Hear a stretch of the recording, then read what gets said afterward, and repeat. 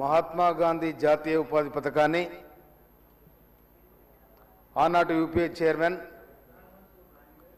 ఆనాటి భారత ప్రధానమంత్రి మన్మోహన్ సింగ్ గారు, ఆనాటి ముఖ్యమంత్రి వర్యులు రాజశేఖర రెడ్డి గారు చేవెళ్ల నియోజకవర్గం ఆలూరులో దేశవ్యాప్తంగా మొట్టమొదటి ప్రారంభించడం జరిగింది. ఆ మీటింగ్కు నేను కూడా పోయినా.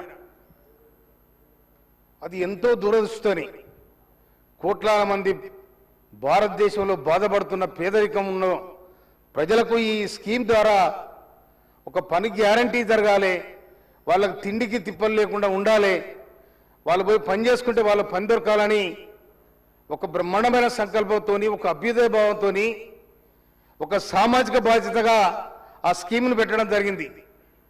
కానీ ఇలా జీరామ్జీ అంటున్నారు. జీరామ్జీ ఏందో నాకు అర్థం కాలే. ఆ జీరామ్జీ ఏందో నాకు అర్థం కాలే. ఆ జీరామ్జీ అనేది ఇప్పుడు దేశం నిండే జీరామ్జీ కోతులు. ఆ కోతులు బంద్ చేయరు. ఇది బంద్ చేసే బదులు మీరు మహాత్మా గాంధీ పేరును తొలగించి కాంగ్రెస్ పార్టీని నామరూపకం చేసి ఈ దేశాన్ని ఏమో చేయాలని మీరు ప్రయత్నం చేస్తున్నారు మోడీ, నరేంద్ర మోడీ. కానీ మీరు ఏం చేయలేరు. కొంత మతాల పేరు మీద, కులాల పేరు మీద, వ్యవస్థ పేరు మీద ఈ పేదల గుండెల్లో మీరు గుణపాలదించి వారి ఆకలి మండల అర్థనాదానికి మీరు కారణమవుతున్నారు. దాన్ని బంద్ చేయాలని కూడా మేము ఈ సందర్భంగా డిమాండ్ చేస్తా ఉన్నాం. ఇవాళ మోడీ చుట్టాలు ఎవరు? పనికి ఆరు పథకం పోరు, అమిత్ షా చుట్టాలు పోరు, ఎవ్వరు పోరు.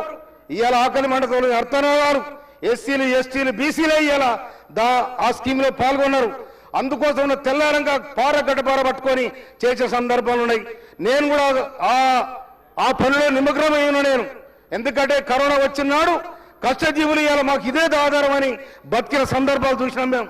అందుకోసమైనా నడవంతరంగా ఇవాళ మీకు ఏం నష్టమైందో కూడా నాకు అర్థం కాలే. మహాత్మా గాంధీ దేశ స్వాతంత్రం కోసం ముందు వరుసలో ఉండి కొట్లాడిన మహనీయుని ఇలా పేరు తీసేసి జీరామ్జీ అంటే మరి ఏదో నాకు అర్థం కాలే.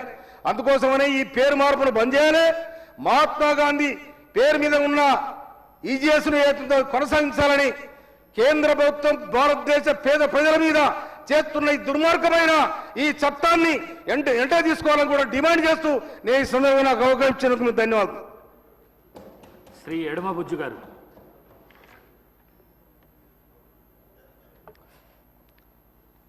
ధన్యవాదాలు అధ్యక్ష.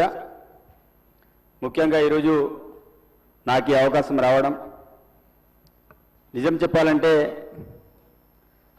భారతీయ జనతా పార్టీ ఏదైతే మహాత్మా గాంధీ పేరుని తొలగించగలిగిందో, కానీ అధికారంలో ఉన్నని గాంధీ పేరుని తొలగించారు. కానీ పేద బడుగు బలహీన వర్గాల గుండెల నుంచి వారి యొక్క సిద్ధాంతాన్ని ఎప్పటికి కూడా తెరచలేరు, ఎటుపరికి చెరపలేరు. తప్పకుండా ఆ సిద్ధాంతం వారి గుండెల్లో ఉంటుంది. ఆనాటి ప్రధానమంత్రి మన్మోహన్ సింగ్ గారి హయాంలో శ్రీమతి సోనియా గాంధీ నేతృత్వంలో ఆ యొక్క స్కీమ్ని తీసుకురావడం అనేది జరిగింది. ఇక్కడ 119 ఎమ్మెల్యేలో ఎవరైనా ఆ పని చేశారో చేయలేదో నాకు తెలియదు అధ్యక్ష. కానీ మా అమ్మా నాన్న కడు పేదరికంలో ఒక పేద కుటుంబంలో పుట్టిన బిడ్డగా మా అమ్మా నాన్న ఆ రోజుల్లో నన్ను చదువులో పంపించాలంటే ఈ యొక్క ఎన్ఆర్ఈఎస్ అనే స్కీము నాకు చాలా ఉపయోగపడింది.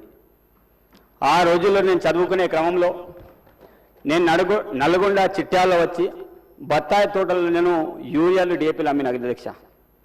ఆ అమ్మే క్రమంలో మా అమ్మ నాన్న పిలిపించుకొని, నాన్న నువ్వు అక్కడ అంత దూరం పోయి నువ్వు ఇది చేస్తున్నావు, కుటుంబం పోషణం భారం అవుతుంది, కానీ ఈరోజు ఉపాధి హామీ పథకం కూడా మనకు వారం రోజులు పనిచేస్తే కొన్ని డబ్బులు వస్తున్నాయి, తప్పకుండా నువ్వు తిరిగి రావాలని నన్ను తిరిగి నా సొంత గ్రామానికి పిలిపించారు అధ్యక్ష. అంటే నేను ఆ బాధ ఎందుకు చెప్తున్నానంటే, మాలాంటి పేదవాళ్ళకి 3 పూటల తిండి తినడానికి మహాత్మా గాంధీ యొక్క పథకం అనేది ఉపయోగపడింది. ఈరోజు ఆ యొక్క పథకాన్ని నిర్వీర్యం చేయడానికి భారతీయ జనతా పార్టీ కుట్ర పన్నుకుంది.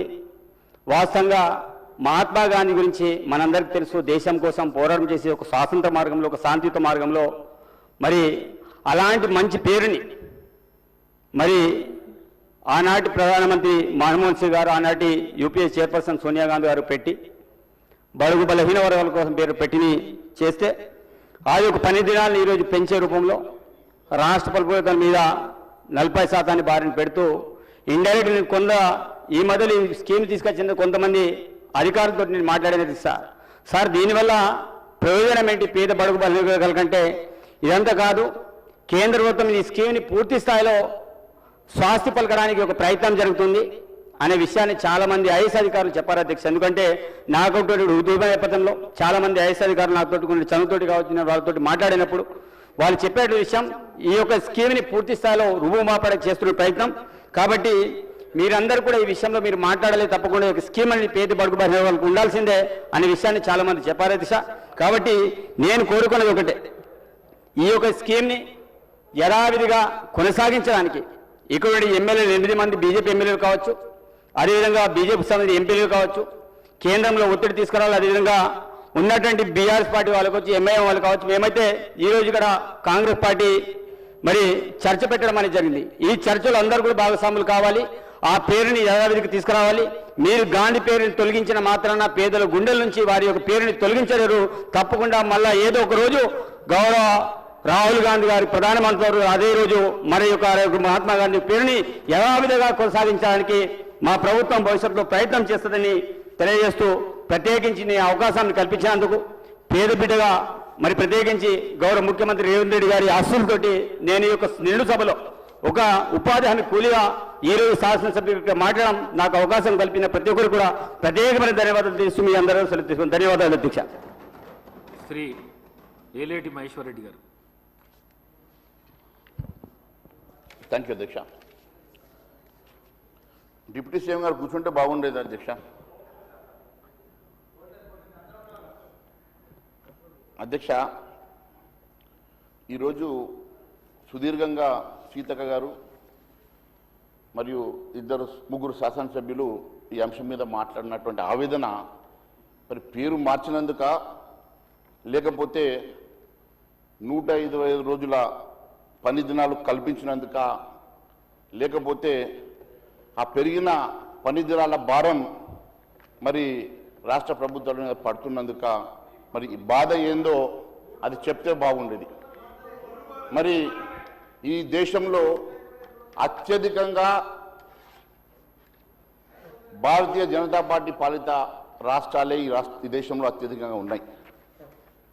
మరి 22 రాష్ట్రాలు బీజేపీ మరియు అలయన్స్లో ఉన్నటువంటి అనేకమైనటువంటి రాష్ట్రాలు భారతీయ జనతా పార్టీ అధికారంలో ఉన్నది. కేవలం 2-3 రాష్ట్రాలు ఉన్నటువంటి పార్టీలు ఈరోజు ఎందుకు ఆవేదన పడతా ఉన్నాయో, ఎందుకు బాధపడతా ఉన్నాయో అర్థం కావడం లేదు. దేశవ్యాప్తంగా ఈ నిర్ణయం తీసుకొని అట్టడుగు బడుగు బలహీన వర్గాల కోసం